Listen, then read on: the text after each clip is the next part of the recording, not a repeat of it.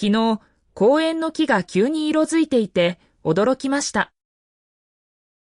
皆さんこんにちは、ホストの三浦です。そうなんです。この時期は、一日ごとに景色が変わっていきますよ。桑田さん、こんにちは。今日は紅葉のプロにお越しいただきました。よろしくお願いします。桑田です。京都のお寺で庭師をしています。この動画は N3 レベルのリスニング練習です。紅葉を見に行く場所って実は毎年悩むんです。それなら、今日はいい相手に当たりましたね。今日はおすすめの場所だけじゃなくて、紅葉の奥にある考え方までじっくり伺います。文法のポイントは最後にまとめてご紹介しますね。紅葉の話は、一日あっても足りないくらい好きなんです。それは楽しみです。それでは、早速聞かせてください。紅葉狩りという言葉、実は平安時代から使われているんですよ。狩りという言葉がついているのはなぜなんですか？もともと、狩りは、動物を捕まえることを指していました。それが、いつの間にか紅葉にも使われるようになったんですね。キノコ狩りや潮干狩りと同じで、季節のものを探しに行くという意味に広がったんです。平安時代の貴族たちは、紅葉をどんな風に楽しんでいたんですか？庭の池に船を浮かべて、和歌を読みながら景色を楽しんでいました。ただ見るだけじゃなくて、言葉にする文化があったんですね。服の色まで、紅葉に合わせていたそうですよ。服の色までですか？それは、かなり本格的ですね。重ねの色目といって、何枚もの着物を重ねて、季節の色を表していたんです。ファッションと自然がそこまで結びついていたとは知りませんでした。室町時代には、紅葉狩りを題材にした能まで作られました。お能になるくらい、当時から人気の高いテーマだったんですね。その能では、美しい紅葉の裏に、恐ろしいものが隠れているという話なんです。美しさと怖さが表裏一体になっているんですね。江戸時代になると、庶民の間にもこの習慣が広まりました。貴族だけの楽しみではなくなっていったわけですね。浮世絵や旅行ガイドが、有名な紅葉の名所を紹介するようになったんです。今のガイドブックの原型が、もうこの時代にあったんですね。武士の中には、紅葉狩りと狩猟を一緒に楽しむ人もいたそうです。風流な行事と実際の狩りが両方楽しめたわけですか？お寺や神社でも、紅葉は特別な意味を持っていました。仏教の考え方とも関係がありそうです。落ちていく葉を、無常の象徴として見ていたんです。無常という考え方、もう少し詳しく教えてもらえますか？それについては、後でじっくりお話ししますね。まずは歴史の続きから。楽しみにしています。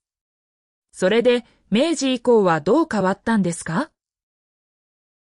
鉄道が発達して、遠くの名所まで行けるようになりました。お花見と同じような広がり方をしたんですね。今では、紅葉予報がニュースで流れるほど、国民的な行事になっています。天気予報みたいに、毎年チェックする人も多いんでしょうね。私も、仕事柄、毎日予報を確認しています。庭師さんにとっては、まさに小売道具のような情報なんですね。色づく時期を見極めるのも、私たちの大切な仕事の一つです。見極めるというのは、具体的にどうするんですか？気温の下がり方と、この葉の様子を、毎日見比べています。自然と対話しているような繊細な作業ですね。寒暖の差が大きいほど、色が鮮やかになると言われています。曇りの日が続くと、どうしても色が地味になりがちなんです。今年の色づき具合は、例年と比べていかがですか？今年は、寒暖の差がしっかりあったおかげで、いい色が出ていますよ。それは楽しみです。ぜひ、その理由も詳しく聞きたいです。葉の色が変わる仕組み自体、実はとても興味深いんです。仕組みというと、科学的な話になるんですか？そうなんです。葉の中の緑の色素が、少しずつ分解されていくんです。緑が消えていくことで、隠れていた色が出てくるということですか？まさにその通りです。もともと葉の中にあった色が、姿を現すんです。赤くなる葉と黄色くなる葉では仕組みも違うんですか？少し違います。黄色はもともとある色素、赤は新しく作られる色素なんです。赤はわざわざ新しく作られるんですね。それは意外です。木が寒さから自分を守るために作り出しているとも言われています。厳しい寒さを生き抜いた木ほど、鮮やかな色を見せてくれるんです。自分を守るためにあんなに美しい色を作り出しているんですか？そう考えると、紅葉の見方がまた少し変わりませんか？さっき話に出てきた無常という考え方について詳しく聞きたいです。日本語では、物のあはれという言葉で表現されることが多いです。物のあはれ、聞いたことはありますが、意味はよくわかっていません。物事がいつか終わってしまうとわかっているからこそ、感じる美しさのことです。ずっと続くものより終わりがあるものの方が美しく感じるということですか？そうなんです。桜も紅葉も、短い時間しか見られないからこそ、心に残るんです。永遠に咲いている花だったら、きっとここまで人気にならなかったでしょうね。美しさを所有するのではなく、ただ眺めることに意味があるんです。眺めることに意味があるというのはどういうことなんでしょうか？葉を持ち帰ることよりも、その場で感じることの方が大切なんです。紅葉狩りという名前なのに、実際に狩るわけではないんですね。むしろ、葉を取ってしまうことは、あまり良いこととされていません。似たような考え方で、わびさびという言葉も聞いたことがあります。よくご存知ですね。わびさびも、不完全なものに美しさを見出す考え方です。紅葉も緑が失われていく過程と言えますよね。その通りです。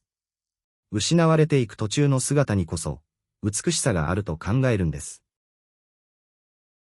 完成した状態よりも変化していく過程を大切にしているんですね。散っていく葉を見て、悲しむのではなく、静かに味わうんです。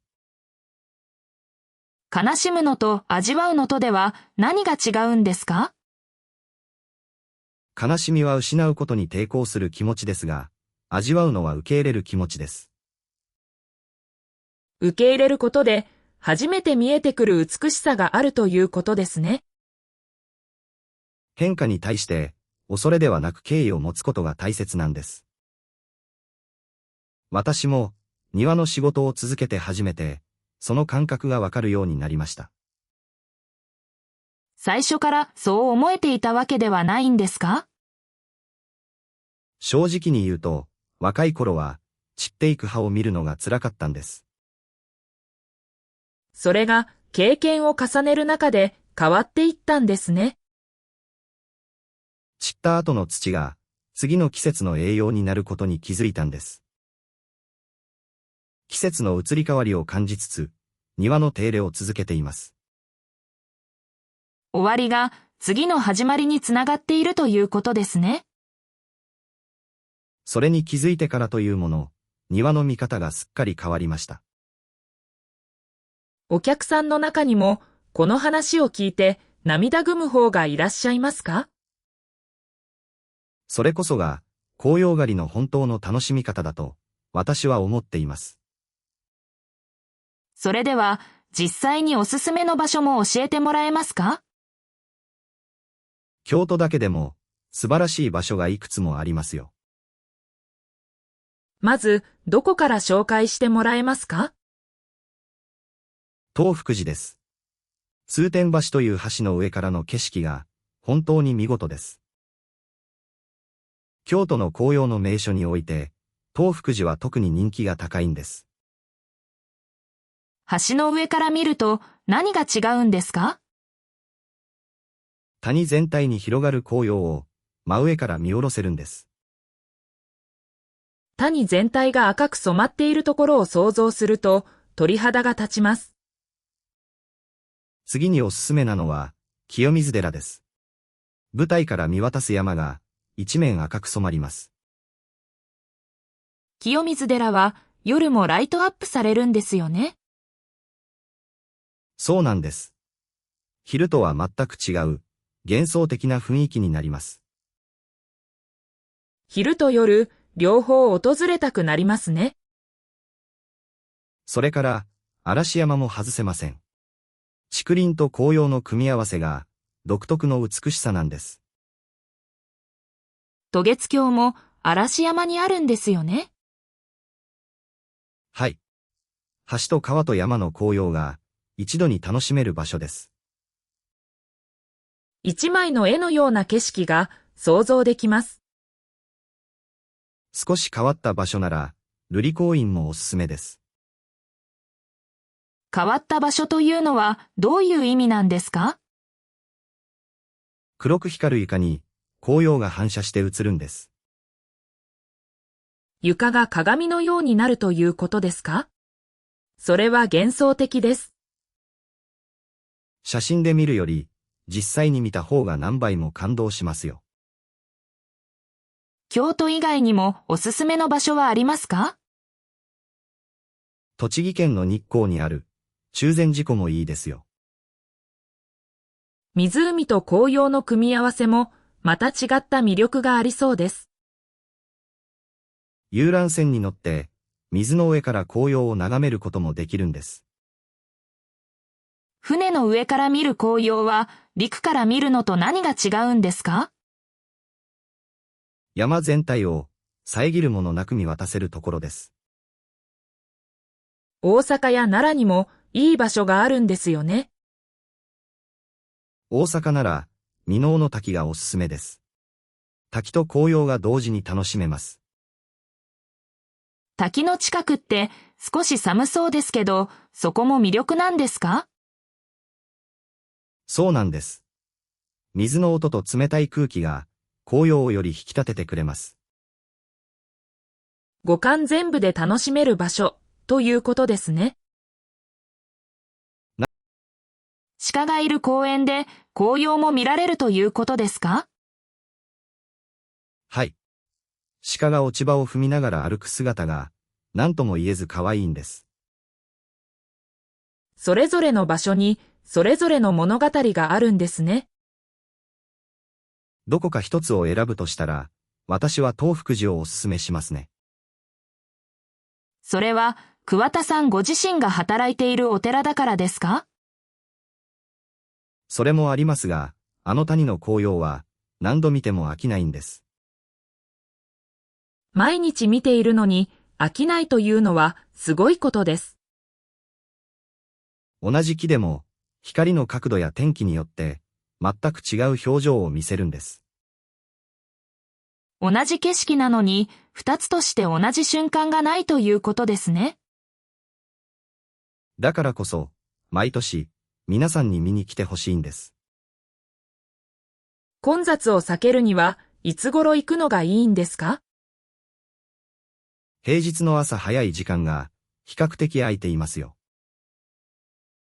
朝早く行くと他にもいいことがあるんですか？朝日が差し込むと葉が透き通るように見えるんです。早起きは大変どころか、あの景色を見たらすぐに目が覚めますよ。それは絶対に見てみたい景色です。ここで視聴者の皆さんにも聞いてみたいです。皆さんの国にも紅葉を見に行く習慣はありますか？ぜひコメント欄で教えてください。桑田さんはどうして庭師という仕事を選んだんですか？実は、最初から庭の仕事を目指していたわけではないんです。意外です。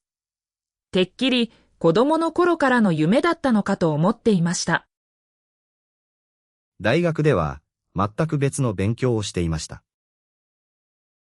それがどうして庭師になったんですか？学生の時、たまたま訪れたお寺の紅葉に心を奪われたんです。その景色がそのまま人生を変えてしまったんですね。この景色を守る仕事がしたいと、その場で決めました。それからすぐに弟子入りしたんですか？はい。大学を卒業してすぐ、庭師の親方に弟子入りしました。最初の修行はどんな感じだったんですか？最初の数年間は、木の名前を覚えるだけで精一杯でした。木の種類ってそんなに多いんですか？紅葉だけでも何十種類もあるんです。そんなに種類があるとは知りませんでした。葉の形も、色の出方も、種類ごとに全然違うんです。見分けられるようになるまで時間がかかったでしょうね。3年くらいかかりましたね。今では、遠くからでも種類がわかります。木と長く付き合うほど、それぞれの個性が見えてくるんです。木の剪定は紅葉の色にも影響するんですか？大いに影響します。日の光がよく当たるように、枝を整えるんです。ただ切るだけじゃなくて、来年の紅葉まで考えているんですね。1年がかりの仕事なんです。剪定は冬、水やりは夏、時期ごとにやることが違います。紅葉の季節が終わったからといって、仕事が減るわけではないんです。一番忙しい季節はいつなんですか？意外かもしれませんが、紅葉の時期よりも、春の方が忙しいんです。紅葉の季節がピークだと思っていました。紅葉の美しさは、春からの手入れの結果に過ぎないんです。つまり、今の景色は半年前の努力のおかげということですか？その通りです。目に見えない部分の積み重ねが、結果につながっています。お客さんは、そういう裏側を知らずに紅葉を楽しんでいるわけですね。それでいいと思っています。裏側を意識させないことも、私たちの仕事のうちです。苦労を見せないというのは庭師としての美学なんですか？そうですね。完成された景色だけを静かに残したいんです。台風で木が倒れた時はさすがに落ち込みましたか？あの台風のせいで30年育てた木を失いました。それは想像するだけでも辛いです。それでも次の木を植えてまた一から育て始めます。自分が生きている間にその木の紅葉を見られないこともありますよね。正直、その可能性の方が高いです。それでも、植えないという選択肢はないんです。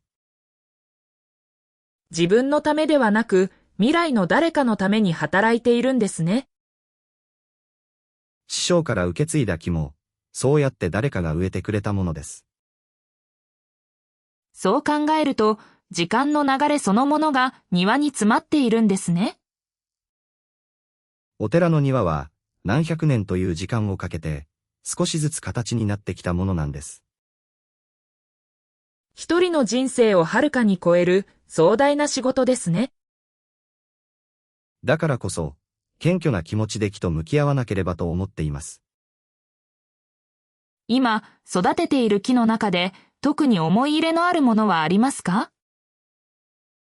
入門した年に植えた木があります。今では、立派な大木になりました。それはまるで、桑田さんご自身の成長と重なるような話です。毎年、その木の紅葉を見るたびに、初心を思い出します。最近は、ライトアップのイベントも増えていますよね。そうですね。昼とは違う紅葉の楽しみ方として、人気が高まっています。夜のライトアップは、木にとって負担になったりしないんですか？光の当て方や時間には、かなり気を使っています。海外からの観光客も増えているんですよね。はい。紅葉の時期は、境内で外国語が飛び交うほどです。海外の方の反応はどんな感じなんですか？色の鮮やかさに、驚く方が本当に多いです。気候変動の影響で、色づく時期が少しずつ遅くなってきているとも感じます。それは庭師さんの仕事にも影響を与えているんですか？予測が難しくなっている一方で、対応の経験も積み重なっています。自然の変化に人の知恵で依らえているわけですね。それでも、変わらない美しさを守りたいという気持ちは、変わりません。SNS の影響で混雑が増えたという話も聞きます。正直なところ、写真映えを求める方が増えたのは事実です。でも、それをきっかけに興味を持ってくれる人もいますよね。そうなんです。写真から入っても、実際に来れば、必ず何かを感じてもらえます。入り口は写真でも、最後には心に残るということですね。それでいいと、私は思っています。きっかけは、何でもいいんです。これからの時代、紅葉狩りはどう変わっていくと思いますか？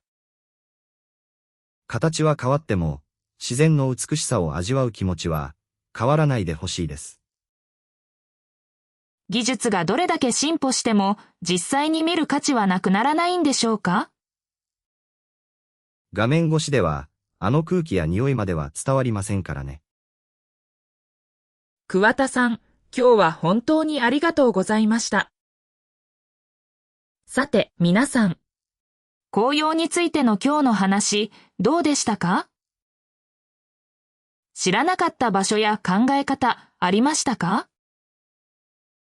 会話の中で聞き取れなかった文法はありましたか？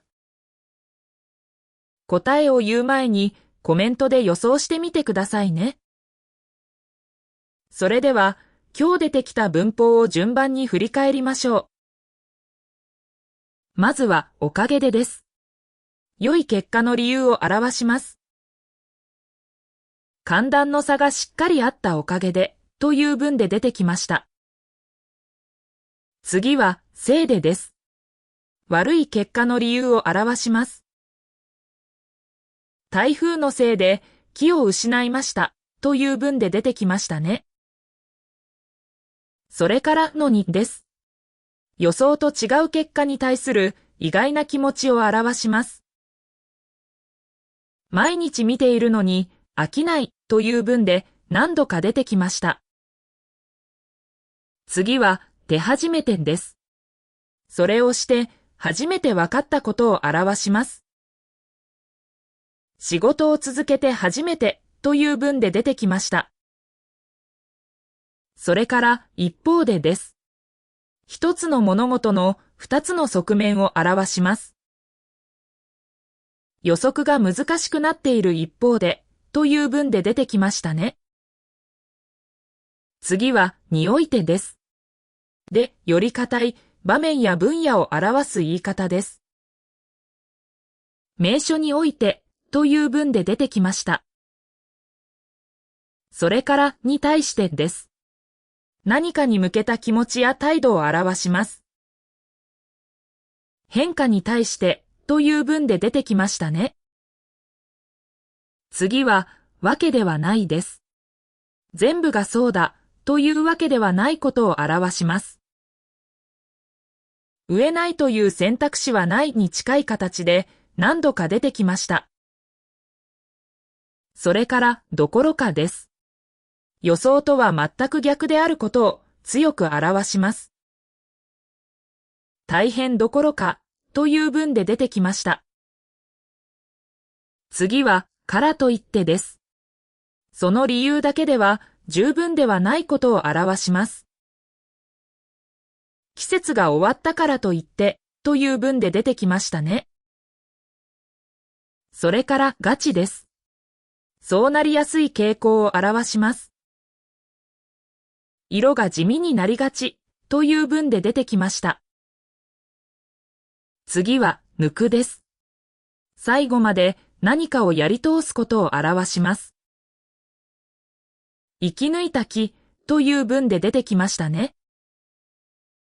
最後は筒です。二つの動作が同時に起きていることを表します。季節の移り変わりを感じつつという文で出てきました。全部覚えなくても大丈夫です。少しずつ慣れていきましょう。もう一度聞きたいところがあれば、そこだけ見返してみてください。今日はおすすめの場所から庭師さんの哲学まで盛りだくさんでしたね。紅葉の裏にこんなに深い考え方があるとは思いませんでした。次に紅葉を見るときは、きっと違う気持ちで眺められそうです。この動画が役に立ったら、高評価とチャンネル登録をお願いします。感想や質問もコメントで気軽に送ってください。桑田さん、最後に一言お願いできますか？皆さんも、ぜひ今年は、実際に紅葉を見に行ってみてください。きっと、写真ではわからない何かを感じてもらえるはずです。素敵なメッセージありがとうございます。桑田さん、今日は本当にありがとうございました。こちらこそ、ありがとうございました。皆さんも今日は最後まで聞いてくださり、ありがとうございました。皆さんの日本語の勉強が少しでも進みますように。機会があれば、ぜひ本物の紅葉も見に行ってみてくださいね。また次の動画でお会いしましょう。それでは失礼します。今回の学びを踏まえて、次回もまた別のテーマをお届けできればと思います。季節の行事には、今日のような物語がまだまだたくさん眠っています。一枚の葉の色にもこれほどの意味が込められているとは驚きです。皆さんも身近な季節の変化に目を向けてみてください。きっと新しい発見があるはずです。本日も貴重なお時間をいただきありがとうございました。皆さんとまた次の動画でお会いできることを楽しみにしています。それでは、良い一日をお過ごしください。